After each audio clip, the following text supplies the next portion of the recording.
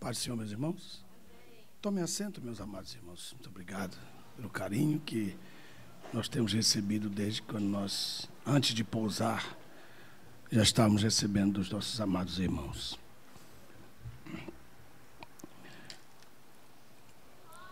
Queria que abrissem as vossas Bíblias no livro de Mateus, no capítulo 27.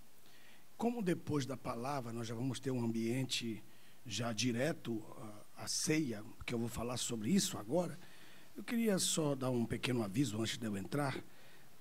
Me passa aqui essa. Me presta também, é isso.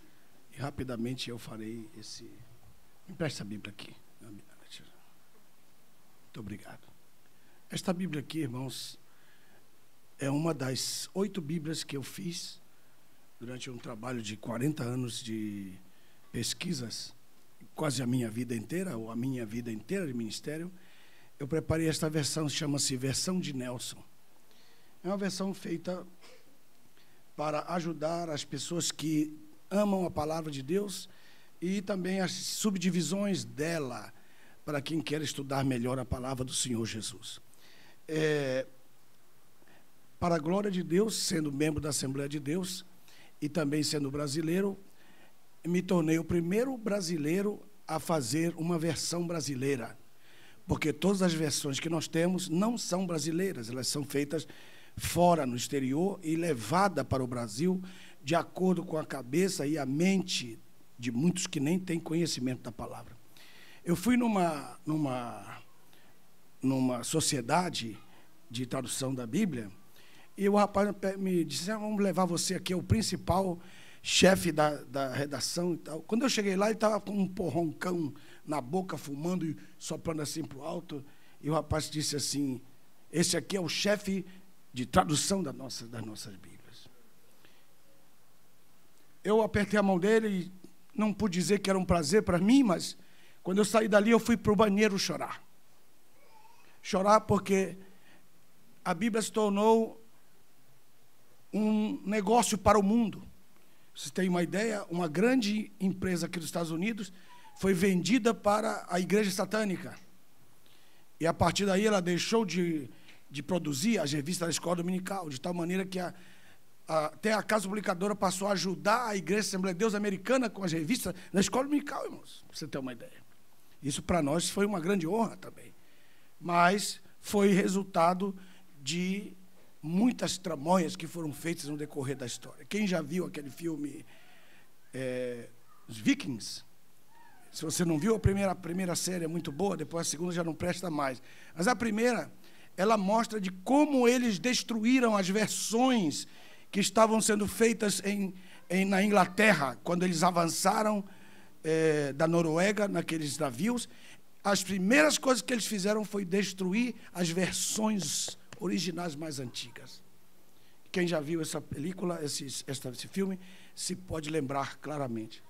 Durante muito tempo, desde quando eu era criança, eu via meus professores, via os americanos indo com as Bíblias deles, pregando no Brasil, e liam alguns textos, e não tinha nada a ver com o texto nosso brasileiro.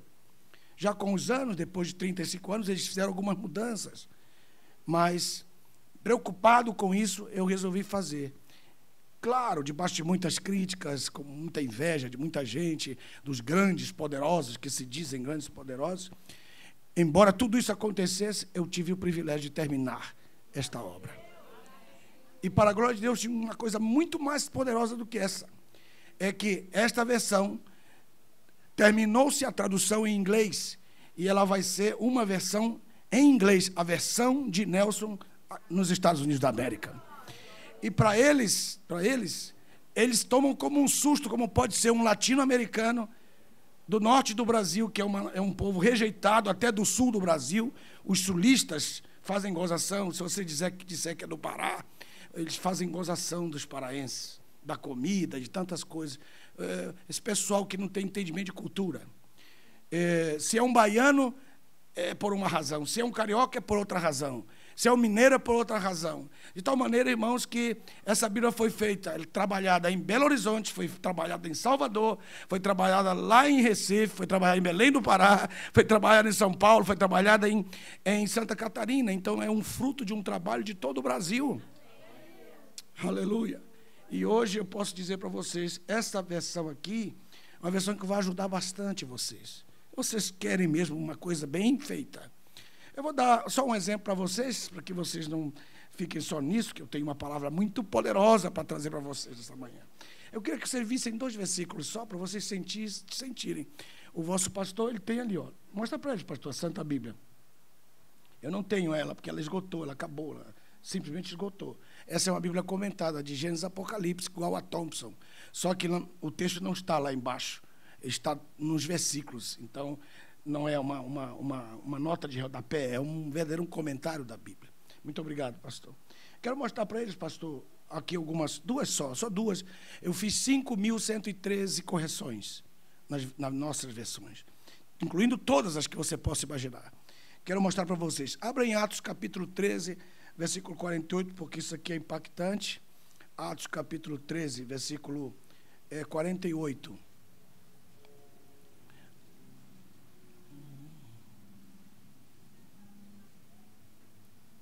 Irmã, a senhora pode ler para eles esse texto? Como é seu nome, irmã? Eu queria chamar o seu nome. Irmã Carmen, por favor, irmã Carmen. Vire assim para a igreja, assim.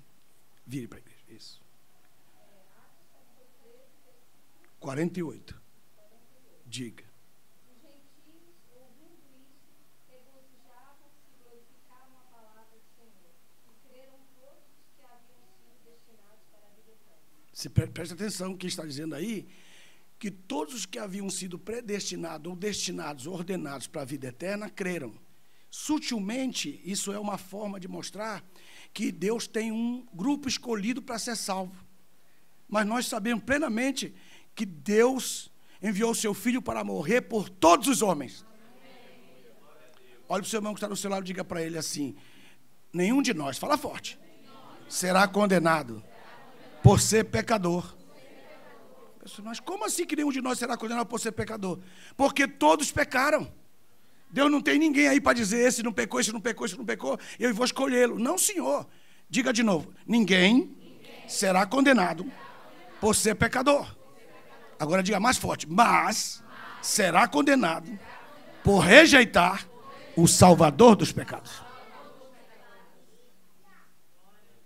Então Deus providenciou o Salvador dos pecados, porque não há nenhuma diferença entre nós, porque todos somos pecadores. E alguns se dedicam mais a Ele. Alguns estão mais fortalecidos porque estão com eles. Como nossa reunião de ontem, que foi um verdadeiro congresso ontem. Sem luzes, sem microfone. Aleluia. Quem dá um glória a Deus por isso? Hein? E o pastor trabalhando ali com vocês, nós todos trabalhando ali, aquele momento ali é indizível, não se pode explicar como é que Deus se manifesta ali, não tinha nada de especial ali. Na beira do mar. E a glória do Senhor baixou ali. Então, aí o texto mostra aqui, meus irmãos, algo. Querem ver como está? Como é que está no grego? Se você entender, glorifica a Deus, tá bom? Lá vai. Diz assim: os gentios, ouvindo isto, alegraram-se e glorificavam a palavra do Senhor. E todos quantos creram foram ordenados para a vida eterna. Pegou a diferença aí? Pegou? Então, eu creio e é pela minha fé que eu sou ordenado. Eu não sou ordenado e por isso creio. Eu creio para ser ordenado. Porque todos foram eleitos por Deus para a salvação. O presidente Clinton ganhou, o presidente Trump ganhou, Barack Obama ganhou a eleição. Todos ganharam a eleição. Mas eles só puderam tomar a possessão no dia 1º de janeiro do ano que convinha a eles, depois que eles receberam o certificado no dia da inauguração. Então, eles foram eleitos pelo povo, mas não podiam dizer, eu sou o presidente, posso mandar caneta aqui. Não pode. Primeiro tem que passar pela inauguração. É a mesma coisa você. Todos nós fomos eleitos por Deus para a salvação, mas é preciso você confessá-lo como o Senhor da sua vida. Vocês ainda creem nisso ou não? Então esse é um texto, um dos 5 mil. Presta atenção, você pode imaginar. Agora você imagina só, na sua Bíblia, você poder ter um texto que diz que o pai pode casar com a filha. Isso me deixou muito injuriado, porque E o pastor Mendes disse assim, pastor Alderi, ainda bem que a igreja do Brasil não viu esse texto. Porque se a igreja do Brasil tivesse visto esse texto, eles iam se casar, pai e filha, filho e pai, iriam se casar. Baseado na Bíblia. Né? Aí vocês não querem ver esse texto, eu nem vou mostrar eles para vocês. Não querem ver? Veja aí em 1 Coríntios, capítulo 7, para você ver. Isso são coisas assim, que a gente não dá valor porque a gente não se apega. Veja, muitas vezes aquilo que é o conteúdo da palavra. Capítulo 7, versículo 36. Veja, minha irmã Carmen. Glória a Deus. 36. Entretanto, se alguém julga que trata sem decoro a sua filha, estando já passar-lhe a prioridade, e as circunstâncias o exigem, faça o que quiser, não peca se casa. Daí você carrega uma versão com você. Foi isso que me trouxe agonia, me deixou agoniado. Pergunte por quê? Com raiva. Aqui merece uma raiva. Porque, de fato, porque você encontra um texto, que é isso? Para com isso, rapaz. Né? Aí eu disse, não, está errado. Fui ver no grego, pela misericórdia de Deus, tenho o privilégio de poder, eu não fico dizendo que letra, que língua, eu não fico falando isso para ninguém. Nessa circunstância eu tenho que falar para vocês. Né? O privilégio de ser um professor, foi professor dessa língua. Então, olha o texto como está no texto de verdade, no grego. Mas se alguém parece que lhe é vergonhoso conservar sua filha virgem, se ela estiver passando da idade de se casar, quer dizer, ela ficou moça velha, como nós chamamos, para titia, e se for necessário, faça o que convém, pois não peca se a entrega em casamento. Pegou o mistério? Diga, qual é o exemplo? Fala forte. O exemplo de Raquel e a irmã dela. Quando Jacó chegou lá, ele disse, não, eu quero casar com aquela que é mais jovem. Aí, não é costume em Israel que isso aconteça. Então ele acabou dando-lhe a filha mais velha. Mas tem uma razão por isso. Mas é muito pouco tempo para dizer para vocês. É um mistério que roda isso, que pouca gente sabe. Um dia eu volto aqui, eu digo para vocês um mistério sobre isso. Amém, meus irmãos? Vamos tomar o texto da palavra. E você tem o privilégio de ter essa Bíblia hoje. Eu só tenho aí 8, creio, que é no caminho de lá para cá, elas já vão ficando pelo caminho. Filho adolescente. Quer resolver os problemas da adolescência? Só tenho 2 desses. Eu acho que só tem 2, né, Nete? Ficou? Tem mais? Esse aqui. Os problemas do seu filho adolescente. Aqueles problemas que você não sabe, muitas vezes, como resolver. Né? A pirataria. Que eles pegam, baixando aqueles jogos diabólicos dentro da sua casa, e o diabo andando ali, caminhando, aí você não sabe nem o que está acontecendo, e você não tem discernimento de Deus, leia esse livro. Leia esse livro, esse é muito importante. Pessoas que não têm norte mais, tiveram um problema matrimonial, alguém disse, vai morrer assim, está desgraçado para o resto da vida. O que é que a Bíblia fala sobre isso? Os advogados compram esse livro para mim, de 100, de 200 livros.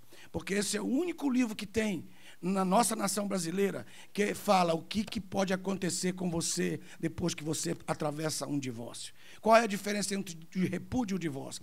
Tem gente batendo no divórcio e esquecendo que Deus está batendo no repúdio. Pergunte o que é o repúdio. O repúdio é um estado. Você expulsar sua esposa da cama, não cumprir com seus deveres com a sua esposa, com o seu marido, né? O marido inventa dor de coluna e a mulher inventa dor de cabeça. Vai dormir no sofá, vai para a casa da tua mãe, vai para a casa da tua sogra. Tudo isso chama-se repúdio. E a Bíblia diz em Malaquias capítulo 2, verso 16, que Deus odeia o repúdio. E o que fazer com isso? Esse livro tem salvado milhares e milhares de casamentos. Porque alguns entram nesse livro e pensam assim, oh meu Deus, vou ver para poder me divorciar, se lasca. Porque aqui eu estou ensinando como você manter o seu casamento. Vocês estão aí? Não vou falar muita coisa, não. Esta aqui é a mensagem que eu vou pregar hoje. Se você estiver de olhos abertos, quando eu estiver pregando a mensagem, é esse o livro que eu vou estar usando para pregar. Este aqui é o cavalo de fogo, tudo que acontece depois da morte que você passa. Você sabia que a pessoa ainda fica 3 minutos ainda depois que ela morre em qualquer circunstância, ou no hospital, ou no acidente, ela ainda fica, segundo a Bíblia, 3 minutos ao redor do seu corpo, para ver o que acontece ali, o que acontece antes dos anjos ou dos demônios chegarem? Sabia que quando um crente morre, os demônios não se aproximam porque há uma luz poderosa do selo do Espírito que está ao redor dele, para que ele possa então ser levado para a glória? Então você tem aí 3 minutos. E o que acontece nesses 3 minutos? E o que acontece quando você morre? Como é que você entra no céu? Como é que você convive no céu? É verdade aquela história que não vamos descansar no céu? Se você é preguiçoso, você se lascou, porque lá é onde você vai arranjar mais trabalho. Amém, meus irmãos? E esses 3 últimos aqui não são para todos vocês, claro, esses aqui só são para aqueles ministros mesmo que têm o dom de Deus, que querem estudar a palavra de Deus e querem aprender o que há de melhor na nossa doutrina da Assembleia de Deus, das igrejas batistas renovadas, das igrejas presbiterianas renovadas. É uma doutrina pentecostal. Aqui eu tenho a soteriologia. Você é salvo mesmo, salvo para sempre? Que história é essa? Né? Qual é o papel que você tem na casa de Deus quando você... O Espírito Santo sai de você quando você peca ou ele fica? O que ele faz? Muito bem. Essa aqui é a episcopologia. A episcopologia é um estudo específico sobre o ministério do homem e o ministério da mulher na igreja e qual o trabalho dos presbíteros na casa de Deus. Este livro. Pastor, eu quero lhe dar esse. Isso aqui vai ser de grande bênção.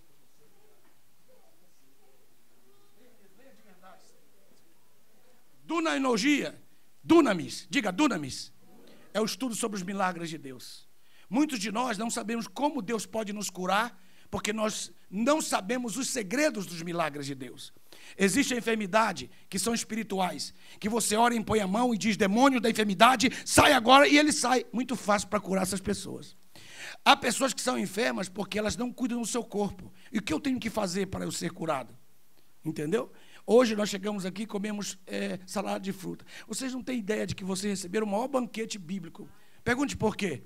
Porque quando Deus criou o homem, a primeira coisa que Deus fez foi a árvore agradável à vista e a boa para se comer. O nosso alimento era vegetal. Um grande segredo para a sua cura de qualquer enfermidade é você passar a amar as frutas e os vegetais. Por exemplo, se você comer os vegetais antes da comida e comer fruta antes da comida, então a carne vai ser só sobremesa. E Adão viveu mais de 900 anos porque ele comia frutas e legumes antes da carne. E a carne era só um pedacinho assim, é a sobremesa. A carne era a sobremesa. Aí o pecado veio e o homem passou a comer a carne primeiro e a sobremesa nunca. Por isso que ele fica barrigudo, feio, cai cabelo, fica cheio de celulite, cheio de tantas coisas feias. E você olha assim para o seu marido e pensa assim, meu Deus do céu, foi com esse que eu casei. Você olha para a sua esposa assim, tem que jogar uma bandeira do Brasil em cima, porque tem que ser pela fé. Está me entendendo? E por quê? Está aqui neste livro. Você precisa ler este livro aqui. Não fique pensando nisso. Vamos passar para a palavra. Pastor amado, amei sua igreja, amei esse povo. Não é um povo religioso. Isso é muito importante. Deixa isso aqui. Isso é muito importante, isso. Dá uma glória a Deus por isso. Vamos direto à palavra do Senhor no capítulo 27. E aqui eu começo a palavra do Senhor, capítulo 27 de Mateus. Mateus 27. Diz a palavra do Senhor no capítulo 19. E estando o governador sentado no tribunal, marque tribunal. É importantíssimo você marca isso aí. Estando o governador sentado no tribunal, sua mulher mandou-lhe dizer, não te envolva na questão deste justo, porque eu padeci muitas coisas em sonho por causa dele. E aí diz o texto, tribunal. Esse versículo, do 19, vai até o versículo 26. 26 diz assim, então soltou-lhes Barrabás. E havendo mandado açoitar a Jesus, entregou-o para ser crucificado. Então ele sai de cena. Então do verso 19 até o verso 26 é Jesus no tribunal. Se você quiser anotar, anote aí. Estou só facilitando o seu entendimento para que você receba a palavra do Senhor. Do versículo 20 e do versículo 19 até o versículo 26 é Jesus no tribunal. Diga comigo, Jesus no tribunal. do verso 26, no verso 27 até o versículo 37, são 10 versículos, diz: naquele momento os soldados do governador levaram Jesus ao pretório. Marque pretório, já é outro lugar, diferente. Não sei como está aí na sua Bíblia, mas são 2 lugares diferentes. O pretório era o lugar onde a corte se reunia para dar decisões, e tudo o que acontecia na corte, grave bem isso aqui, tudo que acontecia na corte, pastor Luiz, era registrado em ata. Se fosse dança, se fosse um convite de um senador romano, fosse o que fosse, então, tudo que acontecia... Dá para você apertar um pouquinho aqui para mim? Que eu acho que está caindo. Aqui assim, tá. Muito obrigado. Obrigado. Tudo que acontecia na corte era registrado numa ata. E o que era colocado na ata, na corte, era enviado para Roma. E em Roma era colocado e catalogado nos seus registros, nos files do governo e do império. Tudo que acontecia ali. E pode me tirar o vento. O vento põe para o povo aí, que o povo precisa ficar numa boa. Por causa da garganta, entra. Quando a gente está pregando, as nossas cordas vocais, dependendo do que nós estamos dizendo, chegam a 146 graus. E algumas chegam a 180, se você fica como se fosse fogo dentro da voz. Então, quando você oferece ao pregador a água gelada, você está matando as cordas vocais do pregador. E se você joga o vento, você está matando o pregador. Então, é uma forma muito ruim de ser recebido na igreja. Então, aprenda isso, porque isso é bom. Amém? Diga amém, pelo amor de Deus. Ok. Agora, veja aí o texto. Do verso 27... Quando levam ao pretório, tudo que vai acontecer aí vai ser registrado como se fosse um fato real e vão colocá-lo na condição de príncipe. E eu queria que vocês vissem comigo no texto de Lucas, vão comigo que a mensagem é forte a mensagem. Lucas, no capítulo 4, quando o Senhor Jesus saiu e foi para o deserto, a Bíblia diz lá em Lucas que o diabo apareceu para ele. Veja comigo. Veja o texto. Aí ele diz assim, no capítulo 4, versículo 6 de Lucas, vou voltar para lá, para onde nós estávamos, tá? Ok, só estou passando aí para mostrar para vocês. Capítulo 4, verso 6, e disse-lhe o diabo: a ti te darei todo este poder e a sua glória, porque a mim me foi entregue, e eu dou a quem eu quero. Portanto, se tu te prostrares diante de mim, tudo será teu. Então, marque aqui que o que é que Satanás queria? Ele queria que Jesus se prostrasse diante de Satanás, para ele oferecer a Jesus de graça todos os reinos do mundo. Incluía todos os futuros e todos que tinham sido gloriosos no passado e os que estavam no presente, incluindo o Império Romano. Então Jesus disse para ele algo incrível. Ele disse: passa para trás de mim, Satanás, porque está escrito: ao Senhor teu Deus adorarás e só a Ele servirás. Então, podemos dar um glória a Deus pela resposta do Senhor Jesus? E isso aqui mudou muita coisa, porque o Senhor Jesus está dizendo para ele: eu não vou me prostrar diante de ti para receber os reinos do mundo. És tu que te prostrarás diante de mim e eu receberei os reinos do mundo no dia em que tu te prostrares diante de mim. Não pegaram, vou repetir de novo. De novo. Lá em Lucas, o diabo está dizendo: te ajoelha e me adora que eu te dou os reinos do mundo. Jesus olhou para ele e disse: passa para trás de mim. Na minha frente você não vai fazer isso. E dá uma resposta. Agora, voltando para onde nós estávamos, no texto que nós estávamos, lá no livro de Mateus, capítulo 27, aí no texto do capítulo 27, vocês vão perceber que depois que ele está diante de Pilatos, no versículo 19, que ele sai do tribunal e que ele vai para a corte, muda tudo. Pastor, não entendi nada do que você falou. De novo, repetindo. De novo. Jesus, ele vai passar em 2 lugares. Diga 2 lugares. O tribunal, onde Pilatos estava sentado, que a mulher dele disse: não te metas nisso. Diga primeiro, diga de novo. No tribunal. Número 2, no pretório. O pretório era um lugar imperial. E havia uma cadeira lá no pretório que pertencia a César. Que só César, só o imperador poderia sentar. Ninguém poderia sentar nessa cadeira.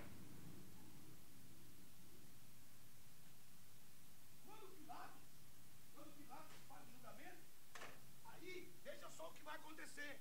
Veja como Deus é tremendo. Eles te julgam e te condenam no tribunal. Não importa. Se eles te julgarem e te condenam no tribunal, Deus espera você no pretório. Repetindo, isso aqui é para quem pensa, isso é para quem tem cabeça, quem gosta só de Big Brother não entende isso aqui, quem ama a palavra vai entender pelo Espírito de Deus, você vai ouvir uma palavra de novo. No momento em que ele estava no tribunal, Pilatos não achou culpa nenhuma nele. Por 3 vezes ele disse, não acho culpa nele, não acho culpa nele, não acho culpa nele. E então ele apresenta Barrabás e o povo escolhe Barrabás, porque o povo, ele quer uma ovelha doente, ele quer uma ovelha cega, ele quer uma ovelha com defeito. Mas a ovelha que Deus está nos oferecendo, ela é sem defeito, ela vai morrer sem defeito. Então logo o povo não podia escolher essa glória. Isso aqui é espiritual. Deus estava por trás de todas as coisas. Não olhe para a cruz como se a cruz fosse uma desgraça. Não, Senhor.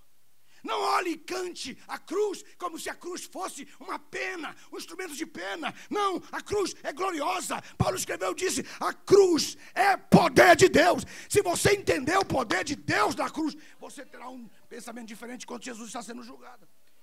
Pergunte por quê. O que eu estou com vontade de dizer? Estou com vontade de falar, vocês estão vendo que eu estou com vontade de pregar. Qualquer um poderia dizer, são 20 pessoas, eu vou pregar a pior mensagem. Eu estou pregando a minha melhor mensagem agora. E vocês vão saber por quê, eu nem comecei ainda. Agora diga para o seu irmão que está do seu lado, para a gente aplicar essa primeira parte, porque se não aplicar a primeira não dá certo. Põe a mão no ombro dele e diga assim, você pode ser julgado e condenado, mesmo sendo injusto, no tribunal. Porque o tribunal dos homens é mau. Mas Deus, saiba disso, é justo juiz. Lá no pretório, Ele vai mudar as coisas.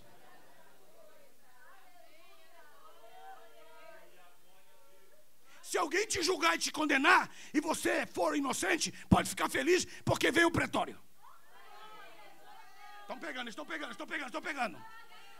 Deus não vai fazer você ir à cruz sem passar pelo pretório. Mas o que acontece no pretório é determinante. Porque aquela cadeira, veja bem, eles pegaram Jesus. Veja o texto, 27, aí está a mensagem. Verso 27, e naquele momento os soldados. Eu estou falando não é um soldadinho qualquer não, irmãos.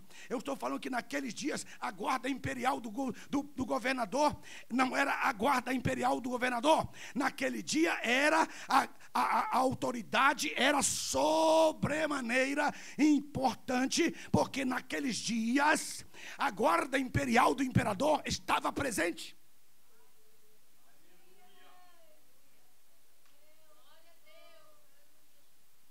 É essa mesma guarda, Bruno, que leva Paulo. Quando Paulo, dois anos fica preso em Cesareia, essa é a guarda. Ela tinha artilharia e infantaria.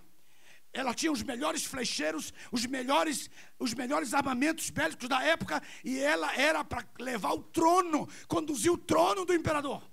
E essa guarda real é que vai pegar Jesus. Essa guarda real, que os soldados que estavam lá trabalhando para Pilatos, naquele tempo, era a mesma que trabalhava para o imperador. Então eles sabiam o que faziam.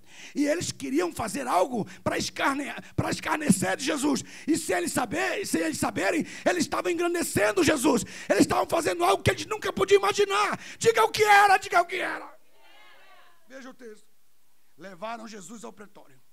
E diz aí no verso 27, dá um glória a Deus adiantado, dá um glória a Deus. E diz o texto, reuniram ao redor dele toda a corte. Ele não está falando aqui que ele, se pegou 2, 3 pessoas que são da corte. Não, é toda a corte. T-O-D-A, que quer dizer toda, inclusive o que faz a ata, as pessoas que fazem parte da corte, os que são mesários da corte, tudo. Eles fizeram isso para escarnecer de Jesus.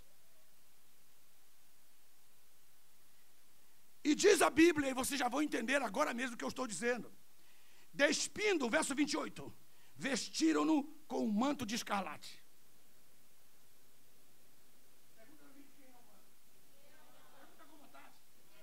O manto era do imperador.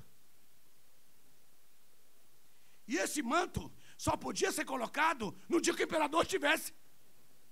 E a agora eles vão colocar um manto que pertence ao imperador. Despiram-no e colocaram um manto sobre ele.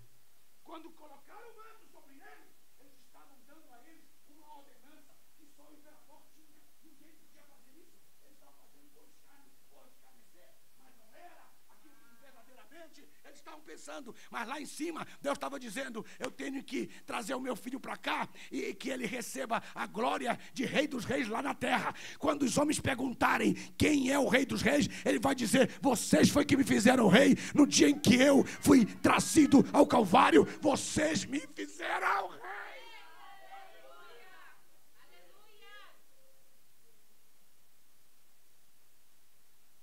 Muitas vezes na nossa vida, veja bem, nós estamos recebendo honras de Deus na humilhação. Quem disse sim?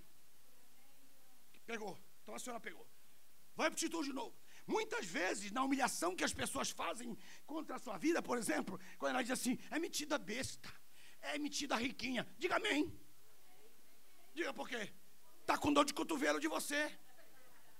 Quando a pessoa diz assim: metida, não é não, você não é metida. Metida é ela que gostaria de ser o que você é. Nos tribunais dos homens, eles mandam a gente para o pretório. E no pretório, eles nos vestem com roupas reais, que lá na frente nós vamos utilizar. As pessoas que me julgam agora, me colocam diante de Deus. E se Deus considera que eu sou inocente, Ele simplesmente dá a canetada e nos chama por decreto. Vós fostes chamados por decreto, porque o amor de Deus está aí na sua vida para poder salvar você. Se alguém fizer uma injustiça, você está dando uma oportunidade para Deus trabalhar, porque Deus trabalha na injustiça.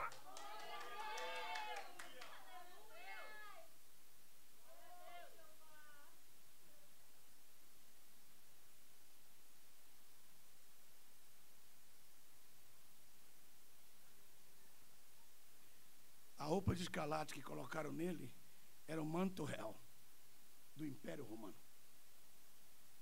Número 2. Vejam comigo, verso 29. Depois eles precisavam de uma coroa. E como eles não tinham uma coroa, eles saíram lá fora, pastor, e teceram uma coroa de espinho do mais pontiagudo, com mais ou menos 15 centímetros de comprimento. E até o que fez a coroa se feriu para colocar na sua cabeça. Você olha assim e diz: coitado de Jesus. Não diga coitado. Pergunte por quê, mas com raiva. Porque ali não era uma coroa de espinho. Ali era tudo que o homem podia dar para ele. Porque no dia que Satanás entrou na terra, e o governo de Satanás entrou na terra, entraram os espinhos e os abrolhos. Então a coroa de espinho era a coroa de Satanás. Era tudo que Satanás tinha. Ele não podia oferecer nada de bom para ele, porque no dia do governo dele, os espinhos se transformaram no símbolo do governo de Satanás.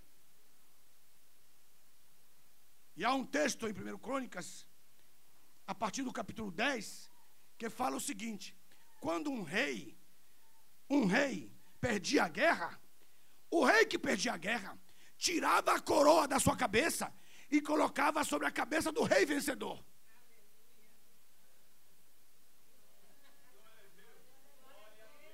Não pegaram, vou ter que repetir. A ficha foi caindo devagar demais. Vou repetir de novo.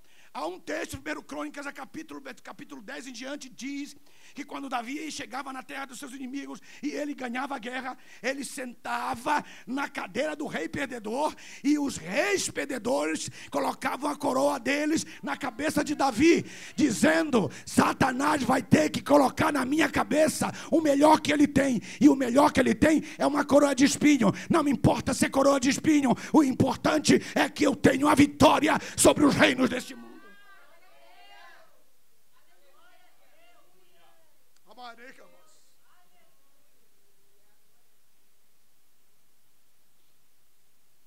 Nós vemos as coisas todas diferentes.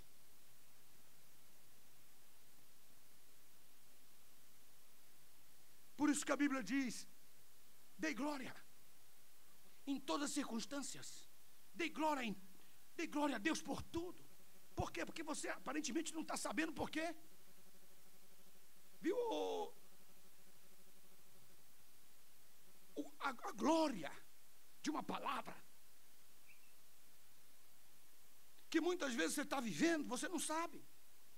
Um amigo meu disse: pastor Nelson, o fulano aqui do meu lado, ele está me instigando, toda hora ele põe som bem alto, eu brigo com ele, eu passo por ele. Ele falou para mim, eu disse: irmão, eu também já passei por isso lá em São Paulo.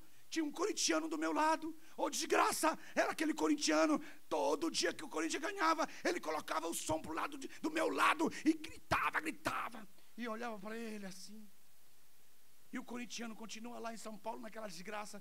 Eu estou viajando pelo mundo inteiro. Irmão, às vezes as pessoas, elas levam você para frente. Não pegaram essa parte, não pegaram essa parte. Vou repetir de novo. Muitas vezes as pessoas que te criticam, que às vezes você pensa que é teu inimigo, não são teus inimigos, eles são teus empurradores. E muitas vezes você está aqui na glória e eles estão na escória. Se você obedecer a Deus, você vai compreender que essa coroa de espinho que está na sua cabeça não é para te furar, é uma glória que Deus está pondo sobre a tua vida. Então abre a boca para dar glória a Deus pelas circunstâncias adversas.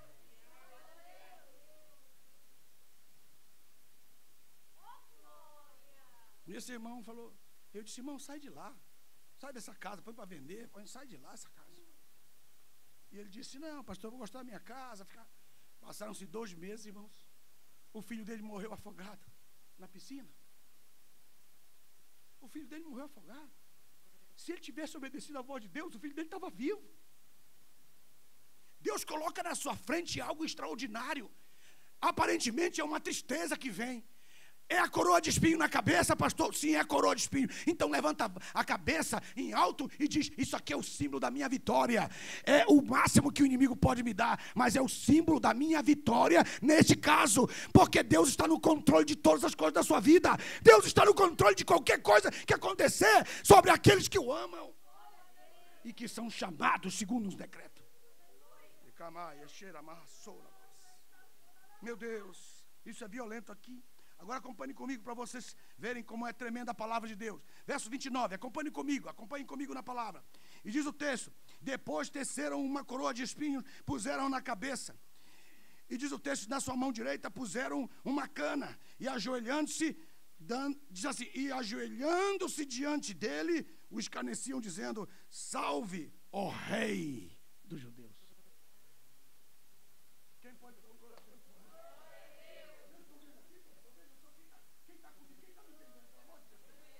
Olha o texto. Eu coloco o trono de vidro de escarlata e põe uma coroa, mas falta o cetro. Porque o cetro representa poder. O cetro representa poder.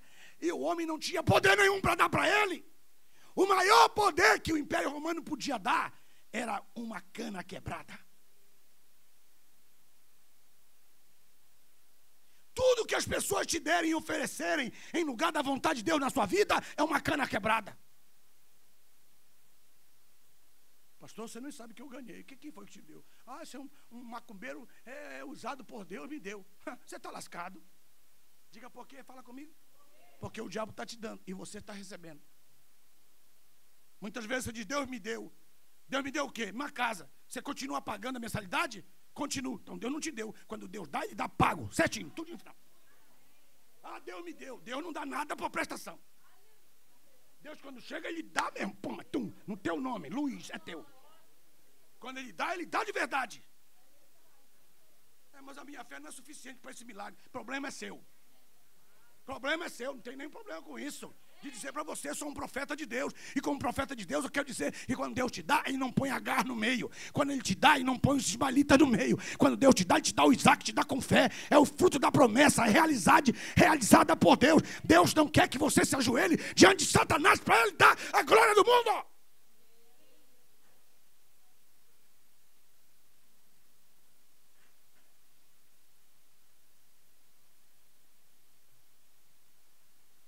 Salve, ó rei. Mas vocês perceberam aqui, passou por cima, mas vocês não viram. Eu vou voltar atrás, a fita para vocês pegarem.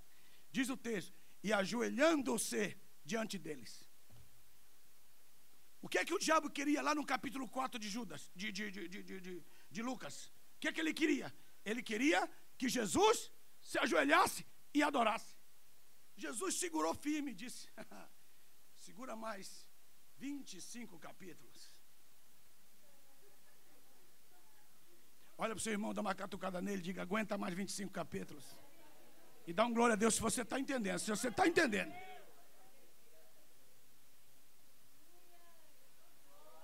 Quem está sentindo que eu estou profetizando aqui? Porque muitas vezes nossa agonia, nós somos imediatistas demais. Os brasileiros, eles começam uma empresa e no outro ano eles querem começar a ganhar dinheiro. Mas segundo a Bíblia, você só vai ganhar dinheiro a partir do 5º ano. Deus espera 4 anos para ver se você é fiel. Pastor, eu comecei uma empresa 2 anos. Quantos anos tem? 2, 1 ano e meio. Já quer ganhar dinheiro? Não, não, senhor. 1º ano é do serviço, 2º ano é discipulado, 3º ano é da amizade, 4º ano é para louvar ao Senhor. No 5º ano você começa a comer do fruto da sua terra. Mas é que está escrito isso na Bíblia? Sim, está. Só que eu não vou falar agora. Eu vou dar tudo agora? Não pode. Faz um barulho aí de glorificar a Deus para você estar entendendo. Porque, pastor, perturba o senhor, perturba o senhor. Toda hora, pastor, ora pela minha empresa. Eu fundei lá ano passado e o pastor, coitado, não sabe nem o que dizer para eles. Aí o senhor diga para eles, Deus vai te abençoar daqui a 5 anos. Pode falar, está na palavra. Depois eu te dou o texto, só você. Porque o camarada já quer começar, ele casou ontem e ele já quer pensar que, irmão, o casamento também tem o ciclo dos 7 anos, a empresa tem um ciclo de 7 anos, no ministério tem um ciclo de 7 anos. Quando você não passa um ciclo na vida, você nunca prospera. Fica 2 meses nessa igreja, 2 meses na outra, 2 meses nessa empresa, 2 meses na outra, você não aguenta engolir sapo. E quem não come sapo, nunca vai comer manjar de Deus. Quem não se preocupa em dormir sobre a pedra, nunca vai ter conforto de cama.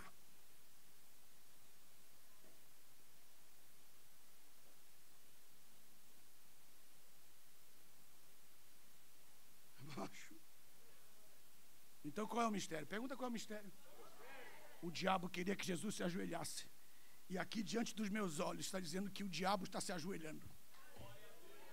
Quem está aí? Quem está entendendo o que eu estou falando? Põe a mão no nome do seu irmão, vamos profetizar. Vamos ver que nós temos um congresso de 5.000 pessoas agora. Pode dar glória a Deus por isso. Diga, olha aqui, meu irmão, fala forte, olha aqui, meu irmão. Espera o tempo de Deus na tua vida. Porque aquele que queria que você se ajoelhasse, é Ele que vai se ajoelhar. Aleluia! Vocês estão vendo um novo prisma do Evangelho.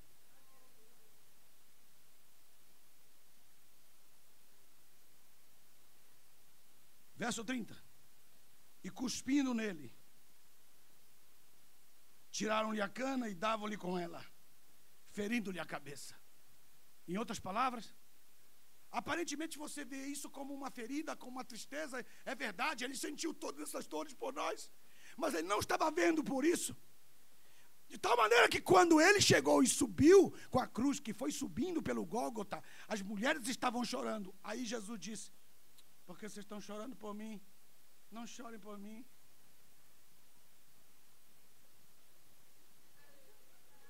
Pegaram. Não chorem por mim, eu estou na maior alegria. Mas por que você não quer que ninguém chore? Ninguém quer saber aqui, ninguém quer saber. Então pergunte por quê, pelo amor de Deus. É porque a cruz era uma espada de ponta cabeça. E o que ele estava levando nas costas era uma espada gigante, para meter bem no miolo da cabeça de Satanás. Ninguém vai dizer nada, pelo amor de Deus. Pastor Nel, como é que você descobriu isso? Porque lá a primeira profecia foi dita, ele te ferirá a cabeça. Guarda bem, Satanás. Ele te ferirá a cabeça, ele te ferirá a cabeça. A primeira, 3, versículo 15 de Gênesis, ele te ferirá a cabeça. Ele ficou na cabeça. Satanás sabia que ele ia se levar um buraco na cabeça. E a Bíblia diz que eles o levaram para o Gólgota. Olha o texto. E o levaram para o Gólgota. Versículo 33, acompanhe comigo no texto. E quando chegaram no lugar chamado Gólgota, que quer dizer lugar da caveira, isso é, a cabeça da caveira estava exposta. Atenção, se você quer, glorifica Deus. Ele subiu com a cruz. Para o inimigo era a cruz, para ele.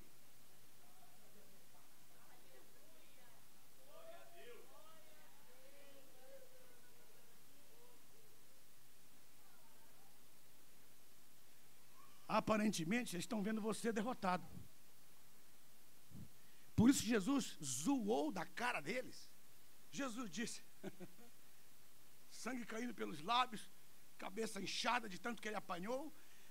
as peles estavam soltando atrás das suas costas, e ele, passando com a cruz, olha, ainda tem tempo para dizer: não chorem por mim. Glória a Deus. Aleluia. Quem pode dar um glória a Deus aqueles lá mais profundos?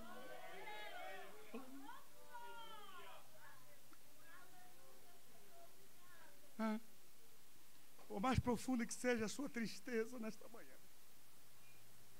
por mais profundo que seja a sua solidão, ou qualquer depressão, ou qualquer palavra que você possa dizer que represente a sua necessidade, será acalmada se você olhar e dizer para o seu irmão: não chorem por mim, eu estou passando por um processo no qual a glória virá depois da cruz. Nós cantamos logo no princípio do hino.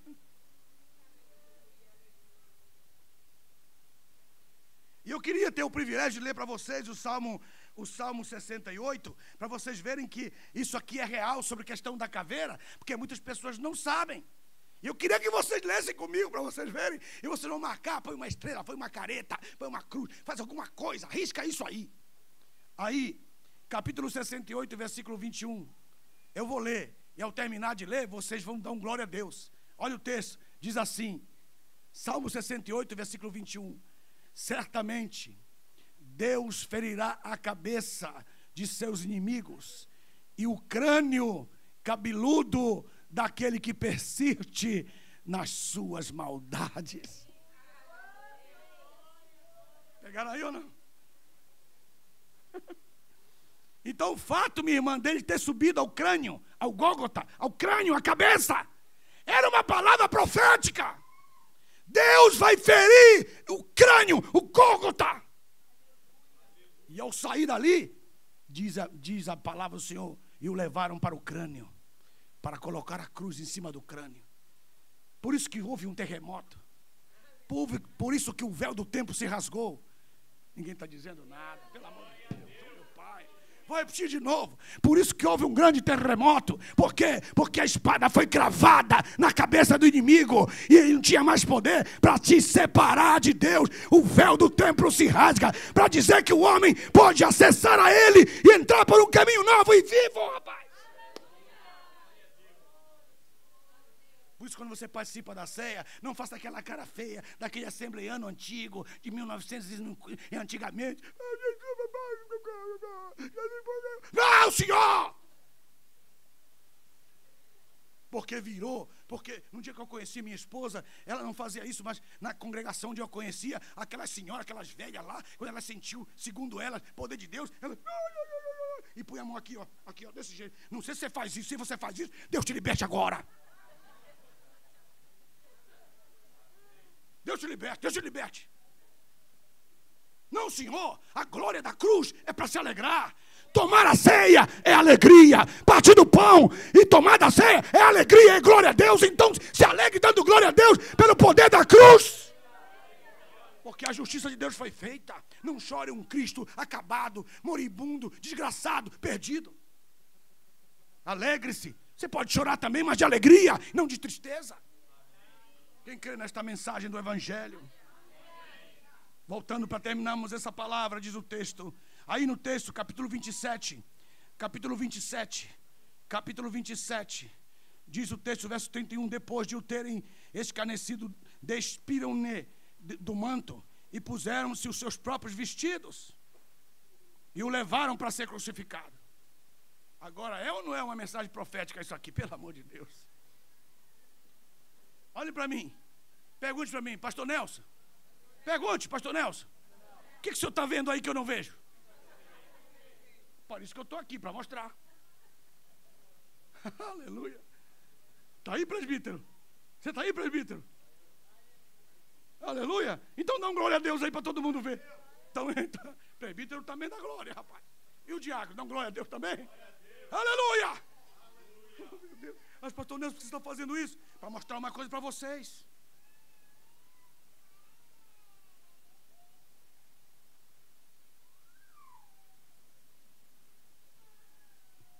Mardoqueu,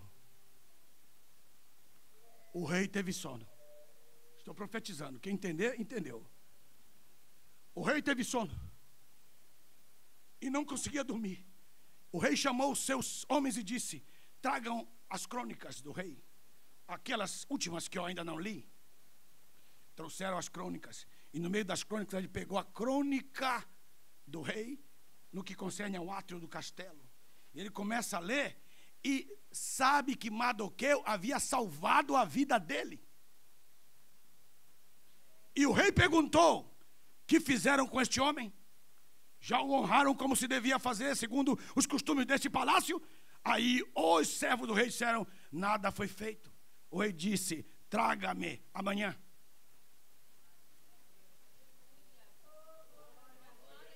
Quem está sentindo que eu estou profetizando? As coisas que nós fizemos que não foi ainda premiada, ou que não foram ainda premiadas, Deus não dorme, mas Ele vai mandar trazer as crônicas para ler e dizer o que foi feito com Luiz, o que foi feito com a Vânia, o que foi feito com o Eduardo, o que foi feito com o Bruno, pelas coisas que ele tem feito a meu respeito. Pergunta para mim o que aconteceu. Fala aí. O rei disse: vou ter que dar um oásis para ele, para que ele saiba o que vai acontecer com ele no futuro, ainda que não seja eterno, mas só para ele fortalecer a fé dele. E o que você vai fazer? Pode deixar comigo. Traga quem foi. Quem está aí na porta? Amã, vem cá. É o seguinte: Amã queria matá-lo, Amã queria destruí-lo. Deus vai usar exatamente a pessoa que te queria matar para ir na frente do cavalo dizendo: assim se fará com aquele a quem o rei deseja honrar.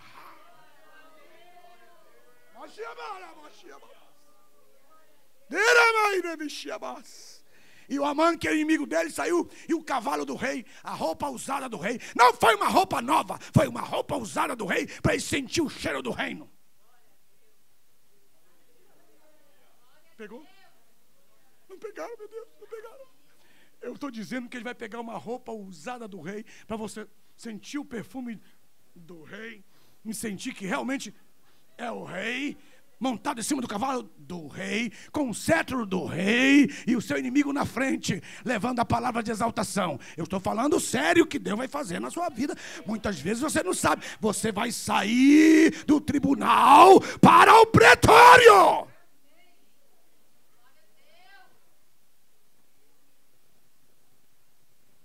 O que foi acontecer com Jesus? Jesus disse: você é o Mardoqueu. Eu vou te fazer vestir da roupa do rei, com a coroa do rei e o cetro do rei, e eu vou mandar te exaltar, para poder finiquitar isto. Este é o governo dos homens. Os homens estão te constituindo o rei dos homens. Prepare-se aí. Jesus morre e ressuscita dentre os mortos, é levado aos céus. E lá o pai lhe dá um abraço. Filho, aquela foi demais. Ele disse: foi, pai, você ouviu? Se foi. Cara, você recebeu o reino dos homens. Pelo amor de Deus, assim também não dá. Assim também não dá. Que é isso? Vai repetir de novo, tudo de novo. Quando ele chega diante do pai, o pai diz: filho, essa foi tremenda, bate aqui. Give me five. Ok. E os dois se abraçam. E quando os dois se abraçam, o pai cochicha no ombro: você pegou o reino dos caras e nem percebeu.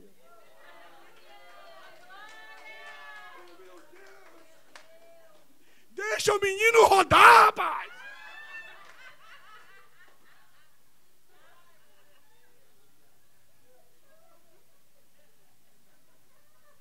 Meus amados irmãos, a Bíblia diz que o céu vai se enrolar como um rolo, diz a Bíblia. E quem estiver no Havaí vai ver melhor, porque vai ser assim, em cima do Havaí que Jesus vai descer. Vocês não sabiam disso? Leia esse livro aqui que está escrito. Eu deixei esse livro aqui de propósito. Isso é sério.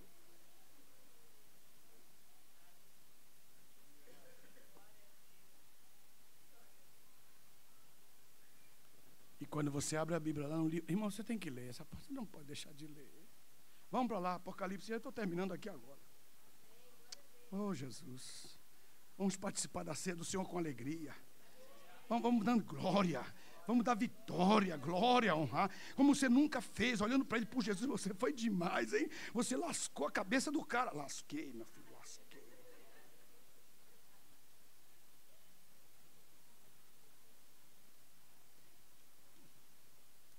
Aleluia. Apocalipse.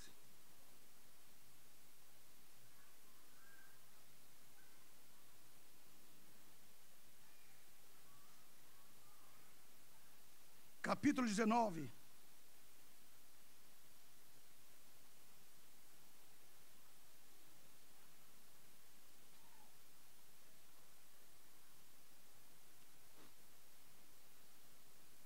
Diz o texto, capítulo 19, diz assim, versículo 11, quero que vocês glorifiquem a Deus por isso. Vi o céu aberto, surgiu um cavalo branco, e o que estava montado sobre ele se chama Fiel e Verdadeiro, aquele que julga e peleja com justiça, e os seus olhos eram como chamas de fogo, e havia sobre a sua cabeça, aí daí glória a Jesus, muitas coroas. Meus irmãos, olhem para mim agora. Olha isso aqui que eu vou dizer, para poder continuar a leitura. Mas eu tenho que parar aqui para dizer para vocês. Se eles te derem uma coroa de espinho, que significa o governo de quem te mói, de quem te entristece, de quem te pisa, você não tem que chorar. Pergunte por quê? Porque você tem muitas outras melhores.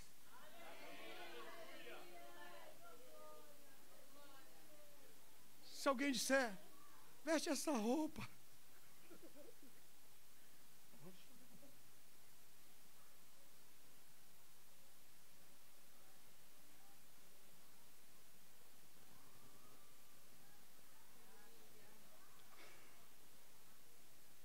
Se alguém quiser te humilhar, você diga tudo bem. Segue teu caminho. Ele está te dando um poder que ele não tem. Diga o que é, meus irmãos? A injustiça. Porque as injustiças são a porta para Deus trabalhar amanhã. Por isso eu me gozo, disse Paulo, com as injustiças. Porque através dela, Deus guardará o meu depósito.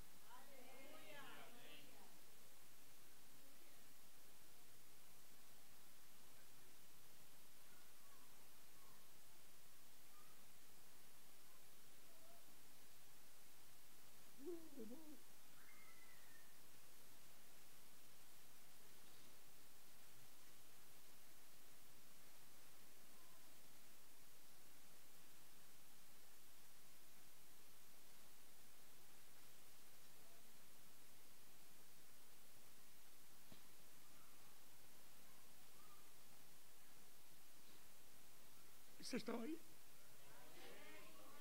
Eu estou aqui, ó.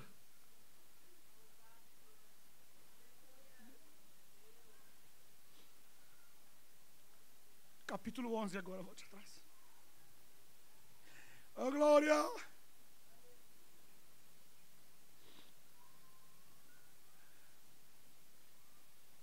Capítulo 11.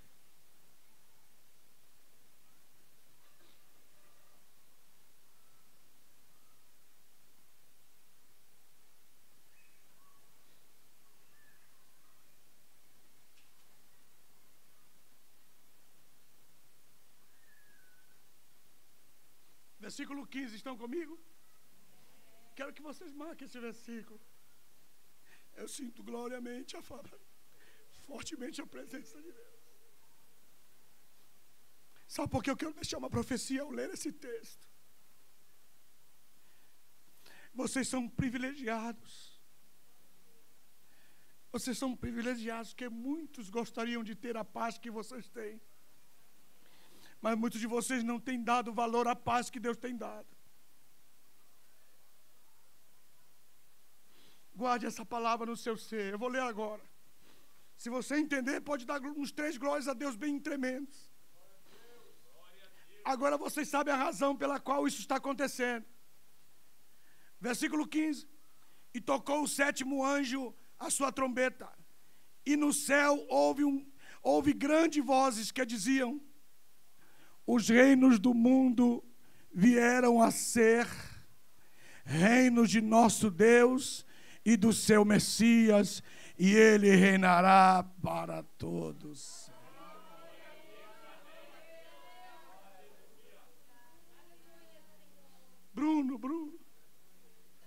A gente só vai sentir no futuro o que estamos vivendo hoje, no dia que o futuro acontecer na nossa vida, e que os homens, quando virem o céu se abrindo e o Senhor Jesus descendo, e vai estar escrito na coxa dele o verbo de Deus: Rei dos Reis. E os homens vão perguntar: calma aí, quem te fez Rei dos Reis? Não estou me ouvindo, não estou me ouvindo. Quem te fez Rei dos Reis? Aí ele vai dizer: lembram daquele dia que vocês me levaram para o pretório? Lembra aquele dia que vocês me vestiram com escarlata? Lembra que vocês me colocaram uma coroa de espinho? Foi naquele dia. Por isso que eu disse: Pai, perdoa-lhes, porque não sabem o que fazem.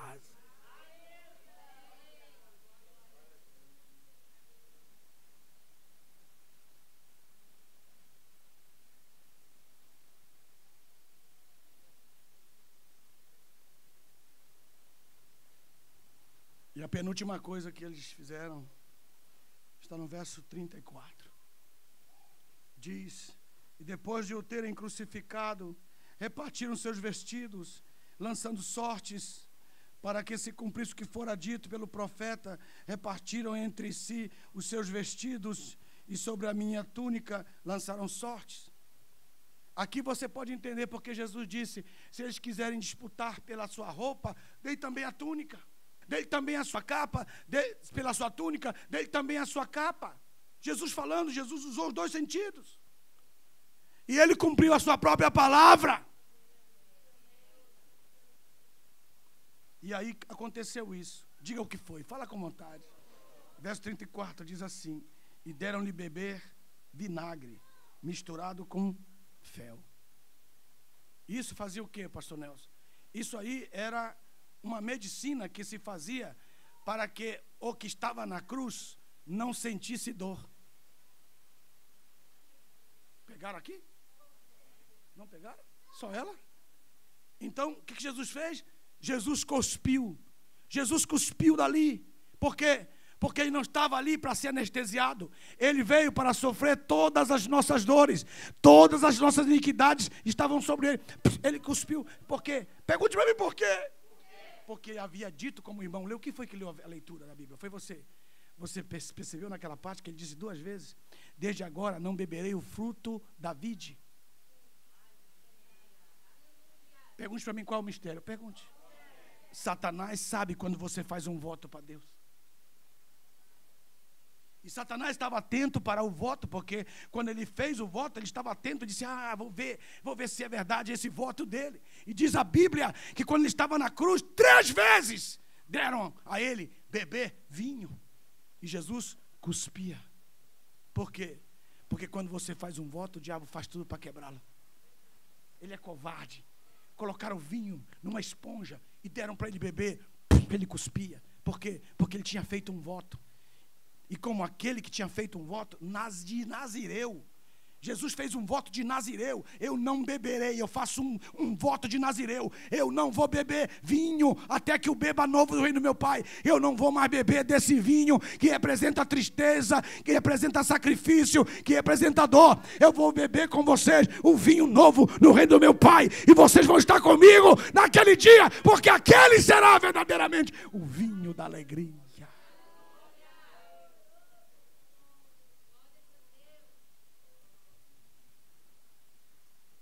Obrigado, Senhor.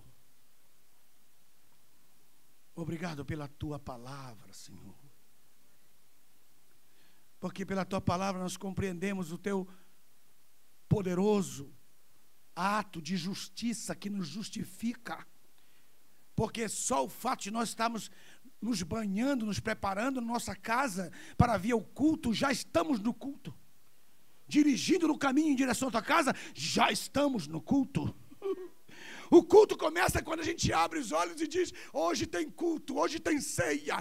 Eu me preparo para vir. O ambiente que me traz já é o meu culto. E agora nós nos curvamos, Senhor, para te agradecer pela tua justiça feita na cruz do Calvário. E que agora com alegria vamos participar da tua mesa. E ao tomar do pão, nós estamos fazendo partícipes do teu sofrimento na cruz, mas ao tomar do vinho, nós estamos fazendo-nos partícipes da tua ressurreição dentre os mortos, porque o vinho vai subindo como libação no meio do fogo e chega até a tua presença e representa a ressurreição dos mortos, o corpo que foi, Senhor, derramado, o corpo que foi ali na cruz apresentado como sacrifício, como holocausto, também, Senhor, é também curado com o vinho. O vinho cura e traz de volta a vida ressurreta, que abre a sepultura e que traz outra vez a esperança de volta e que estabelece um novo amor, um princípio glorioso de vida, pelo qual nós consideramos o Evangelho de Deus, a cruz, poder de Deus para a salvação de todos aqueles que creem, e todos os que nasceram de novo e foram batizados e creem no Evangelho, pode dar um glória a Deus agora, com toda a força, dizendo: obrigado pelo teu sacrifício, obrigado pela tua morte e pela tua ressurreição. E todos digam